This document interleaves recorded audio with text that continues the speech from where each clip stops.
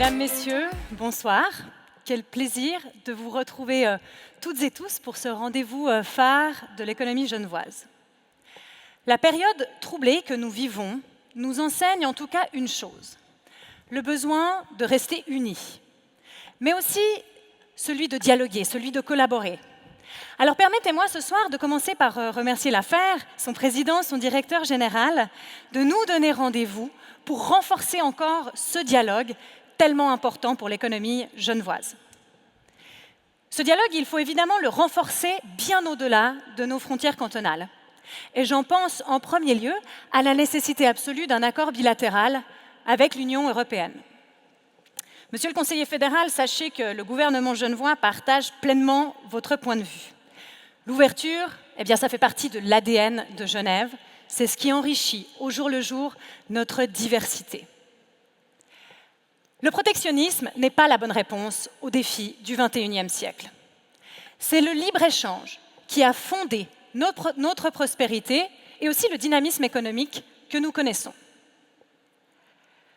Quelques indicateurs pour contextualiser un petit peu mon propos. Genève, c'est le 2e canton exportateur de Suisse. C'est le 4e en matière de PIB. Et cela a été rappelé par Monsieur le conseiller fédéral, nous nous apprêtons à devenir le 1er canton contributeur à la péréquation financière intercantonale. Alors évidemment, ces indicateurs placent notre canton sur le haut de la moyenne nationale. Mais il nous faut être réalistes, faire preuve d'humilité, parce que les perspectives, elles, ne sont pas optimistes. Encore récemment, la radicalité des décisions prises par l'un de nos principaux partenaires commerciaux, que sont les États-Unis, viennent frapper Genève doublement. Déjà parce qu'il y a ces coupes dans la Genève internationale, et plus récemment, cette hausse massive des droits de douane. Alors, je l'ai souvent dit, je le répéterai, et je le répéterai, je crois, jamais assez. Nous devons davantage soutenir nos entreprises, en particulier nos PME industrielles. Alors évidemment, nous avons des mécanismes comme les RHT qui permettent de préserver l'outil de travail. Mais cela ne suffit plus. Il ne faut pas simplement préserver l'outil de travail, il faut donner aux entreprises des leviers de croissance nouveaux et puis la possibilité de transformer leur outil de travail, en particulier en période de crise. Je pense que la Suisse a 2 atouts dans sa manche. Le premier, c'est celui de l'allègement administratif. Que ce soit au niveau fédéral, que ce soit au niveau cantonal, le Swiss Finish n'a pas sa place quand il devient un frein à l'esprit d'entreprendre.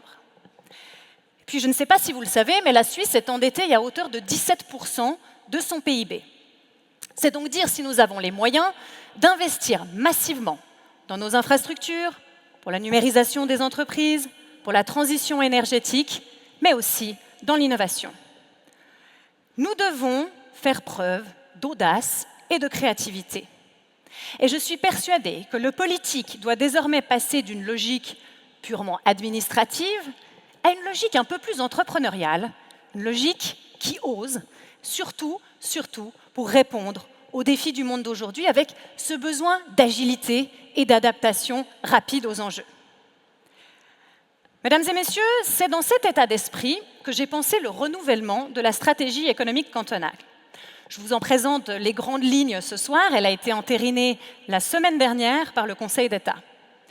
Elle vise 3 objectifs. Le maintien de notre tissu économique, mais surtout créer l'économie de demain, celle dont nous ne connaissons pas encore tout, et puis la création d'emplois ici à Genève. Cette nouvelle stratégie, elle s'est construite au travers de 140 partenaires fêtières professionnelles que nous avons consultées qui proviennent d'à peu près tous les secteurs. Elle s'est inscrite dans une logique qualitative et ciblée. Elle vise à donner un cap à Genève et à son économie pour les 10 prochaines années. Son premier grand axe, c'est le renforcement de nos piliers historiques. Ces secteurs qui ont fait le succès de Genève, qui le font encore aujourd'hui, qui font son attractivité. On peut penser ici à la place financière, à l'horlogerie, la bijouterie, la chimie ou encore le négoce et le trading de matières premières. Mais cela ne suffit pas, car nous devons aussi penser aux secteurs émergents.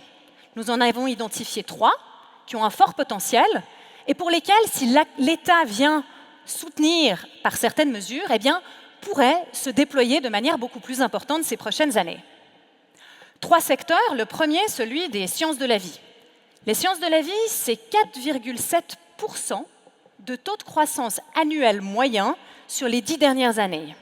C'est d'ailleurs un secteur qui rayonne sur tout l'arc lémanique, très ancré dans l'innovation. Et puis surtout, Genève est un terreau de compétences unique, notamment par la présence ici du siège de l'OMS. Deuxième secteur identifié, celui des industries créatives. C'est 27 000 emplois déjà. On le sait dans certains pays, et je vais donner ici l'exemple de la Suède, les industries créatives sont devenues un pilier structurant de leur tissu économique. Nous sommes persuadés que les conditions sont réunies pour faire de même ici à Genève. Nous avons déjà un petit peu commencé, puisque à Locarno, à l'occasion du Festival du film, il y a 2 semaines, nous avons annoncé le lancement d'un nouveau mécanisme financier économique visant à attirer à Genève plus de production audiovisuelle, des tournages, et la mise en place à Genève Tourisme d'un film office pour faciliter l'accès à notre canton à ces productions. D'autres mesures suivront évidemment. Dernier secteur, celui de l'économie numérique. Alors à Genève, on a de la chance, on a déjà 5000 entreprises qui sont actives dans ce secteur-là. Cybersécurité, intelligence artificielle, blockchain, logiciel, toute une variété de compétences. Il est essentiel d'investir local, et d'investir local particulièrement maintenant. Pourquoi ? Eh bien parce que derrière, c'est aussi l'enjeu de notre souveraineté et de notre indépendance qui se cache. Plus encore, c'est aussi l'enjeu de la confiance numérique.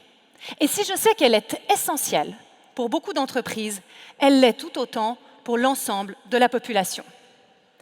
Alors voilà, renforcer nos piliers historiques, favoriser des secteurs émergents, nous devons faire plus. Un élément structurant, transversal, doper nos conditions cadres.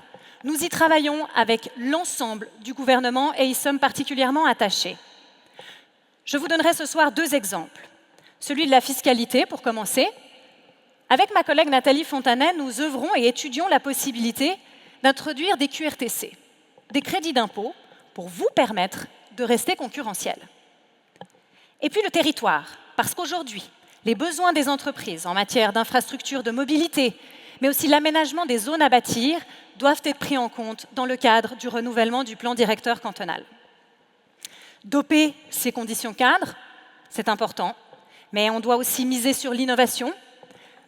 Le Grand Conseil a en juin entériné le doublement des soutiens financiers à l'innovation sur le canton à l'unanimité, de même que la mise à disposition d'infrastructures de pointe. Adopter une stratégie de marketing territorial.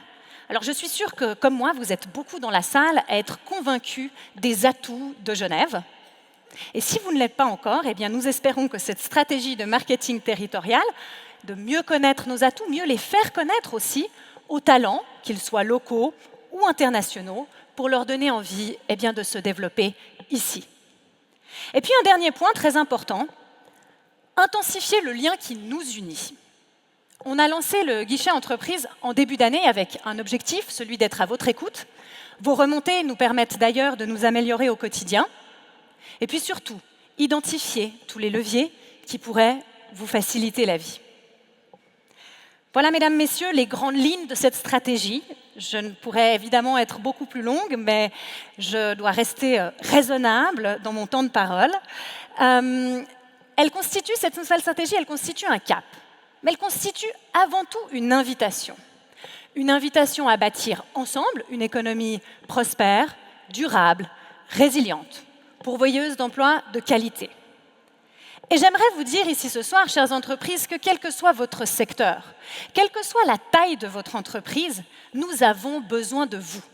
Nous avons besoin de votre audace, nous avons besoin de votre résilience, nous avons besoin de votre capacité à oser. Et j'aimerais, au nom de l'ensemble du Conseil d'État, vous remercier du fond du cœur, à vous toutes et tous qui construisez le tissu économique au quotidien. Merci à l'AFER, à ses entreprises membres. Merci aussi aux associations professionnelles avec lesquelles j'ai le plaisir de collaborer tout au long de l'année. Et puis je le disais dans mes premiers mots, le besoin de rester unis. Soyons fiers ensemble de construire la prospérité genevoise. Je vous remercie de votre attention et je vous souhaite une excellente soirée. Vive Genève, vive l'affaire, vive ces entreprises.